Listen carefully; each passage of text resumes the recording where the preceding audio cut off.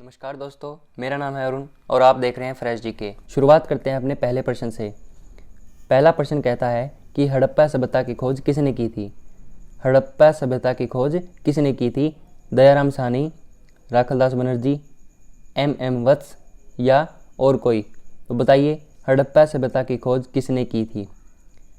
अगर आपको किसी भी प्रश्न का उत्तर पहले से ही पता है तो कमेंट में ज़रूर लिख दीजिएगा। बताइए, इस क्वेश्चन का आंसर हड़प्पा सभ्यता की खोज किसने की थी? तो हड़प्पा सभ्यता की खोज यहाँ पर दयाराम साहनी ने की थी। हड़प्पा सभ्यता की खोज दयाराम साहनी ने 1921 में की थी। क्लियर है? ये था हमारा पहला प्रश्न।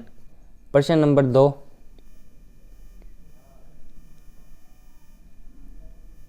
बहुत ही इम्पोर्टेंट क्वेश्चन है। तराइन का प्रथम युद्ध किसके बीच लड़ा गया था? तराइन का प्रथम युद्ध किसके बीच लड़ा गया था?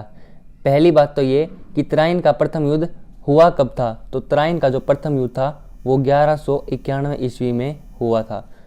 1191 ईस्वी में मोहम्मद गौरी और पृथ्वीराज चौहान के बीच में तराइन का प्रथम युद्ध लड़ा गया था। क्लियर है?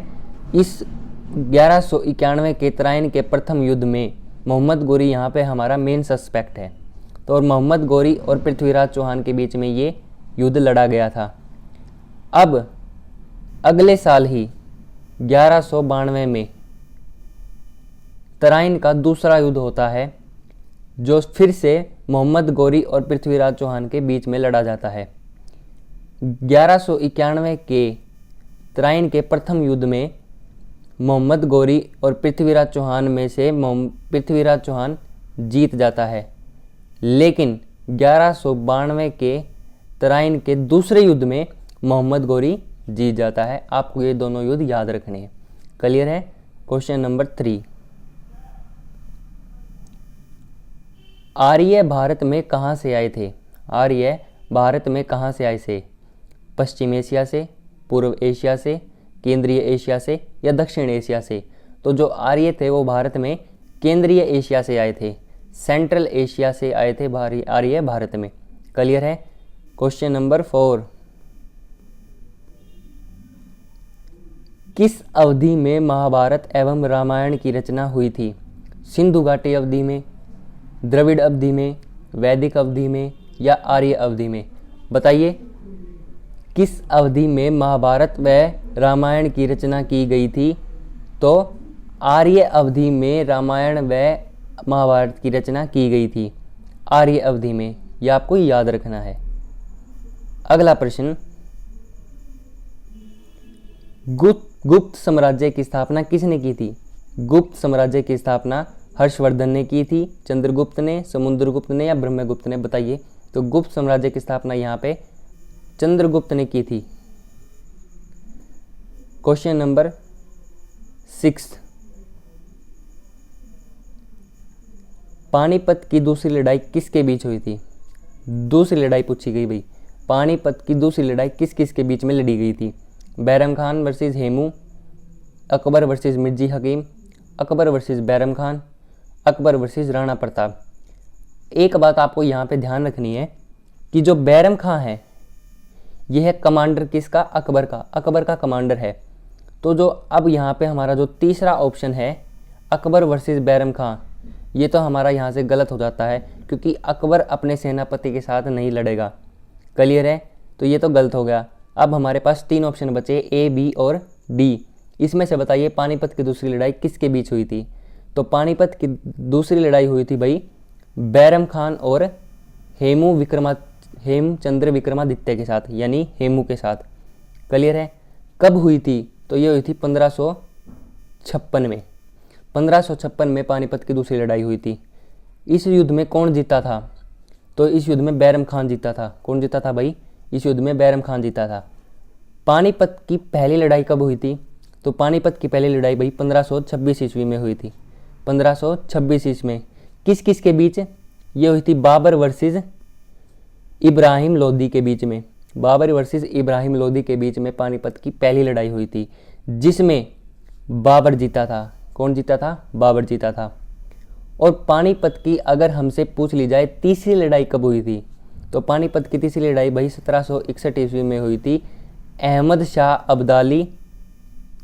शाह अब्दाली और मराठों के बीच में, अहमद शाह अब्दाली और मराठों के बीच में पानीपत की पहली लड़ाई हुई थी। क्लियर है? सॉरी, तीसरी लड़ाई हुई थी और जिसमें से अहमद शाह अब्दाली जीते थे। Clear? Next question, Mohammad Ghori कहाँ का शासक था? तो मोहम्मद गोरी हमें याद रखना है डायरेक्ट अफगानिस्तान का शासक था, अफगानिस्तान से भारत में आया था। अब मोहम्मद गोरी से 4-5 क्वेश्चन बनते हैं यहाँ पे कि मोहम्मद गोरी ने भारत पर कितनी बार आक्रमण किया है। अगर ये क्वेश्चन आ जाए कि मोहम्मद गोरी ने भारत पर आक्रमण कितनी बार किया है, तो याद रखना है मोहम्मद गोरी ने भारत पर 5 बार आक्रमण किया है, जिसमें से 2 आक्रमण मैं आपको पहले बता चुका हूँ, जो कि तराइन के 2 युद्ध थे 1191 में और 1192 के 2 आक्रमण मैं आपको बता चुका हूँ। एक और आक्रमण बता देता हूँ मैं, जो इसने भारत पर किया था, जो इम्पोर्टेंट है। पहले 2 ज़्यादा इम्पोर्टेंट नहीं है, इम्पोर्टेंट मैं आपको बता दूंगा जो पेपर में आएंगे। क्लियर? तो मोहम्मद गोरी ने 1194 में एक और आक्रमण किया था भारत पर, जिसको चंदावर का युद्ध बोला जाता है। किसका युद्ध? चंदावर का युद्ध बोला जाता है। चंदावर का युद्ध में मोहम्मद गोरी और जयचंद के बीच में लड़ाई हुई थी। मोहम्मद गोरी वर्सेस जयचंद। इस युद्ध में मोहम्मद गोरी जीता था, क्योंकि इस युद्ध में जयचंद को इसने मार दिया था। क्लियर है? ये युद्ध रखना आपको 1194 का चंदावर का युद्ध। अगर आपसे एक क्वेश्चन और पूछ लिया जाए यहाँ से मोहम्मद गोरी से ही, कि मोहम्मद गोरी का अगर आपसे सेनापति पूछ लिया जाए, इसका सेनापति का क्या नाम था, या इसका कमांडर, मोहम्मद गोरी के कमांडर का क्या नाम था, बताइए, कमेंट कीजिएगा अगर आपको पता है तो। मोहम्मद गोरी के कमांडर का नाम था बख्तियार खिलजी। मोहम्मद गोरी के कमांडर का नाम क्या था भाई? बख्तियार खिलजी। मोहम्मद गोरी के कमांडर का नाम था बख्तियार खिलजी। ये वही व्यक्ति है जिसने बिहार के नालंदा यूनिवर्सिटी पर आग लगाई थी, जिसने नालंदा यूनिवर्सिटी को आग लगाकर जला दिया था। और ऐसा कहा जाता है कि इस यूनिवर्सिटी में इतनी किताबें थी कि वो आग 6 महीने तक जलती रही थी। ये सारी बातें आपको याद रखनी है। अगर आपको वीडियो पसंद आ रही है तो वीडियो को लाइक जरूर करिएगा। नेक्स्ट प्रश्न, किसके शासनकाल में प्रथम चीनी यात्री भारत में आया था? बताइए, समुद्रगुप्त, चंद्रगुप्त प्रथम, हर्षवर्धन या चंद्रगुप्त द्वितीय? किसके शासनकाल में प्रथम चीनी यात्री भारत में आया था? बताइए। तो चीनी यात्री सबसे पहले, प्रथम चीनी यात्री चंद्रगुप्त द्वितीय के शासनकाल में भारत में आया था। नेक्स्ट प्रश्न, इंपॉर्टेंट क्वेश्चन है भाई ये वाला। सिख समुदाय के अंतिम गुरु कौन थे? सिख समुदाय के अंतिम गुरु टोटल कितने गुरु थे भाई? 10। सिख समुदाय के टोटल 10 गुरु थे, जिसमें से अंतिम आपको बताना है। ऑप्शन दिए गए हैं आपके पास, गुरु अर्जन देव, गुरु तेग बहादुर, गुरु गोविंद सिंह या गुरु नानक देव जी। बताइए। तो गुरु सिख समुदाय के अंतिम गुरु थे गुरु गोविंद सिंह जी। गुरु गोविंद सिंह जी ये 10वें गुरु थे। कौन से नंबर के थे? ये 10वें थे।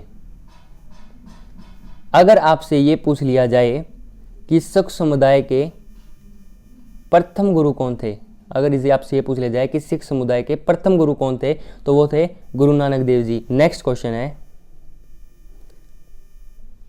वेरी इंपॉर्टेंट क्वेश्चन है भाई ये वाला। ताजमहल को डिज़ाइन तैयार करने वाला वास्तुकार का नाम बताना है। वास्तुकार यानी कि आर्किटेक्ट ताजमहल का डिज़ाइन किसने तैयार किया था? इस्माइल, उस्ताद अहमद लाहौरी, मोहम्मद हुसैन या शाह अब्बाल? ताजमहल का डिज़ाइन तैयार करने वाला वास्तुकार इनमें से बताइए कौन था? तो वो था भाई उस्ताद अहमद लाहौरी। और इसके साथ एक और व्यक्ति थे, ये 2 व्यक्ति थे जिन्होंने ताजमहल का डिज़ाइन तैयार किया था, उस्ताद अहमद लाहौरी और उस्ताद ईशा खां। उस्ताद ईशा खां, इन दोनों ने ताजमहल का डिज़ाइन तैयार किया था। और ये 2 वही व्यक्ति हैं जिनके शाहजहां ने हाथ कटवा दिए थे। अगर आपसे ये क्वेश्चन पूछा जाए कि ताजमहल की स्थापना किसने करवाई थी, तो शाहजहां ने करवाई थी भाई। किसने करवाई थी? शाहजहां ने। शाहजहां ने ताजमहल की स्थापना करवाई थी। अगर आपसे क्वेश्चन पूछा जाए कि ताजमहल को बनने में कितना समय लगा था, तो ताजमहल को बनने में भाई 22 साल लगे थे। कितने साल? 22 साल। अगर वर्ष पूछ लिए जाए तो 1631 से लेकर 1600 1953 तक ताजमहल का काम चला था, 22 साल। अगर आपको वीडियो पसंद आई है तो वीडियो को लाइक ज़रूर कीजिएगा, चैनल को ज़रूर सब्सक्राइब कर लीजिएगा। धन्यवाद।